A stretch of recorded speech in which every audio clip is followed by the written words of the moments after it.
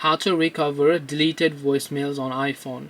Hey everyone, welcome back to our channel. In today's video, I will guide you on how you can recover deleted voicemails on your iPhone, so make sure to watch the video till the end. If you want to recover deleted voicemails on iPhone, it's actually quite simple. If you launch the voicemail app and there are some type of voicemails and then you just happen to delete them by tapping the trash icon that you can find here, you went ahead and then deleted this, but now you want to find all those voicemails back. Now for this, if you look at the top left here, you'll find a little arrow icon there, so make sure to tap that arrow icon. You'll find all recordings and you'll find recently deleted. So any voicemail that you recently deleted will show up in this, and if you want to restore them, you can just go ahead and then select all these voicemails over here and then tap the recover option, or you can also choose to permanently delete them. Since we are trying to recover, we'll just tap the recover recording option and they'll be moved back to our all recordings tab.